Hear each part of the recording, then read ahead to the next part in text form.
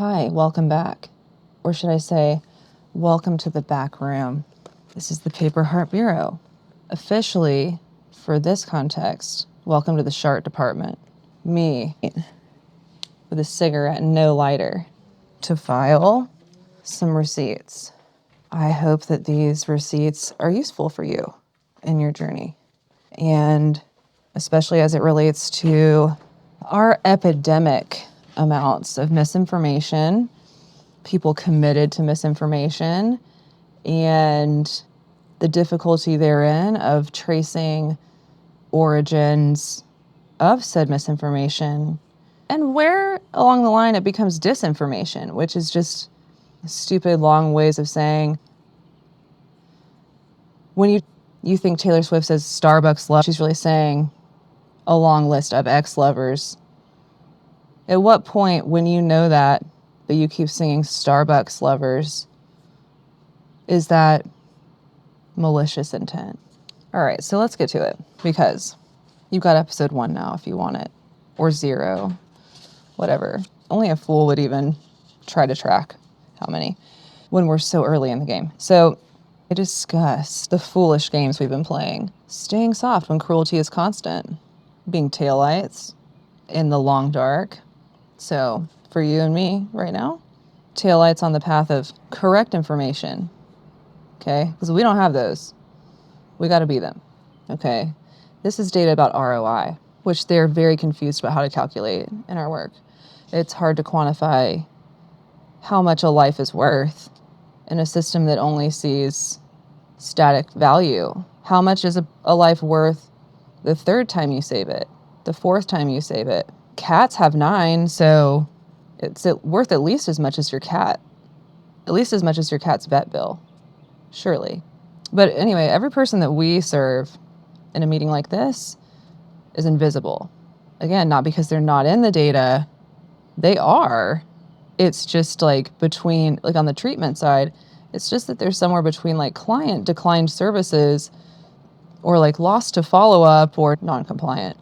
But they're just invisible because the spreadsheets don't see people anymore.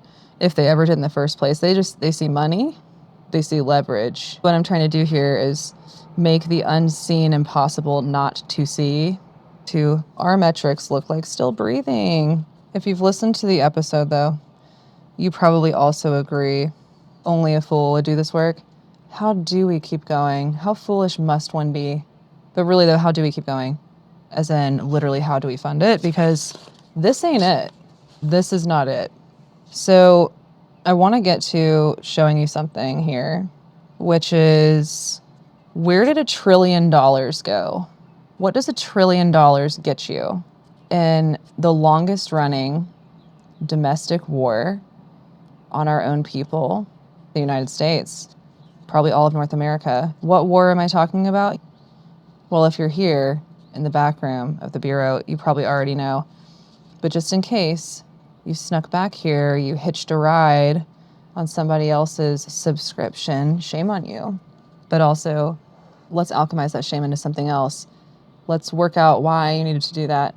But more importantly, you should know what the war is, which is the war on people who use drugs. You might have also heard of it as the drug war, or the war on fentanyl, or the war on opioids, or until there's no more.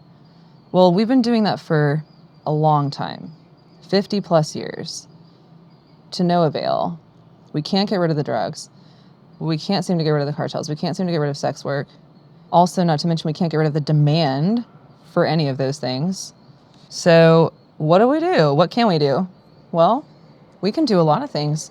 Everything else that is conditional to someone's life and circumstances, how they navigate through their lives, how they're able to navigate and access or not access healthcare, dental care, mental health care, behavioral health care, treatment, rehabilitation, housing, employment, groceries, the fruit on their counter. Hopefully that's part of their groceries, not by choice. If they have access to be able to do that, that's their responsibility and not my business. But if they don't have the means necessary to acquire delicious fruit fresh fruit to sit on their counter and rot as they see fit, that's my business. And yours. I want to talk about $1 trillion though, because that's a lot of money. That can buy a lot of fruit. With so many smoothies worth of fruit, that's how much we've spent on this so-called war on drugs. $1 trillion. I can't even imagine how much money that is, but I can try. I'm having a hard time trying though. So for 50 years, we've been running this very expensive experiment, which is, what if we made drugs more illegal than ever and punished people for having them? Actually, what if we just punished everyone involved? Except, of course, the pen holders. They're accountable to what? Nothing? That's just on facts. That's on historical ledger, if you will. So this bounty, if you will, and I mean, like, what do you call the architecture of the spending of that money? I don't mean an abundance kind of bounty. It is an abundance of audacity, an abundance of losers. So what's a loser to do? Get really good at everything else? Some of these people were not raised as high performers, and it definitely shows. No, the expectations must have been really low. And I can't imagine what that's like, actually. So, and given the results of low expectations for these people, I'm going to say I actually don't want to know what it's like to have expectations that low, because it produces some depravity. You know what I'm saying? Because here's the thing. This is Adult Swim. We didn't drag them here. I didn't drag you here. No lifeguard. We are the lifeguards. We are responsible for ourselves, and we don't hold the whistle. Only a fool looks at a 50-year war that the whole country is losing and says, well, but what about everything else? Only a fool hands someone clean needles in a state that would really quite rather arrest them for it, or see them disappeared altogether, actually. Probably only a fool for strategic plan and the curb for scripture. If you know, you know. And only a fool for sure would put on mascara before a shift at the intersection of dignity and public health. And only a fool would keep buying the waterproof kind, by the way, because number one, it runs anyway, and is somehow also simultaneously impossible to get off all the way.